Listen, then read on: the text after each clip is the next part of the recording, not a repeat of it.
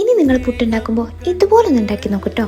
ഇതാണ് പാൽപുട്ട്. നല്ല മധുരമുള്ള പഞ്ഞി പോലെ സോഫ്റ്റ് പുട്ട്. കുട്ടികൾക്കും വലിയവർക്കും ഒക്കെ ഇഷ്ടപ്പെടുന്ന നല്ല പൂ പോലത്തെ പാൽപുട്ട്. ഇനി നിങ്ങൾ പുട്ട് ഇഷ്ടമില്ലാത്തവരാണെങ്കിൽ എന്തായാലും ഈ പാൽപുട്ടിന്റെ ഫാനായി മാറും. ഞാൻ ഇന്ന് ബോധിനി വൈറ്റ് പുട്ടുപൊടിയിലാണ് പാൽപുട്ട് ഉണ്ടാക്കുന്നത്.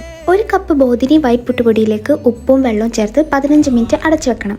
15 മിനിറ്റ് കഴിഞ്ഞാൽ തുറന്ന് കട്ടയൊക്കെ ഉടച്ച് ഇതുപോലെ ഉലർത്തിയെടുക്കണം. ഇതിലേക്ക് പഞ്ചസാര, പാൽപ്പൊടി, തേങ്ങ, ഗ്രേറ്റ് ചെയ്ത ക്യാരറ്റ്, പിന്നെ കുറച്ച് നെയ്യ്, ഇതെല്ലാം കൂടി ചേർത്ത് നന്നായിട്ട് മിക്സ് ചെയ്തെടുക്കാം. കണ്ടോ, നല്ല പൂ പോലത്തെ പുട്ടുപൊടി. ഈ പുട്ടുകുറ്റിയിലേക്ക് ഗ്രേറ്റ് ചെയ്ത ക്യാരറ്റ്, തേങ്ങ, പിന്നെ നമ്മൾ ഉണ്ടാക്കിയ പുട്ടുപൊടി മിക്സ് ഇതെല്ലാം കൂടി ലെയർ ചെയ്ത് സെറ്റ് ചെയ്ത് കൊടുക്കാം. ഇനിയിപ്പോൾ എന്താ, സ്റ്റീം ചെയ്യണം. നല്ലോണം ആവി വന്നാല് നമ്മുടെ പാൽപുട്ട് റെഡി. നല്ല ആവി പറക്കുന്ന മൊഞ്ചുള്ള പാൽപുട്ട്. ഒരു ഭംഗിക്ക് ഞാൻ പഴവും പപ്പടവും വെച്ചിട്ടുണ്ടേ. അതൊന്നുമില്ലാതെ തന്നെ ഈ പാൽപുട്ട് നല്ല ടേസ്റ്റ് ആണ്. അപ്പോൾ വീഡിയോ ഇഷ്ടമായാൽ ലൈക്ക് ചെയ്യുക, കമന്റ് ചെയ്യുക, ഫോളോ ചെയ്യുക.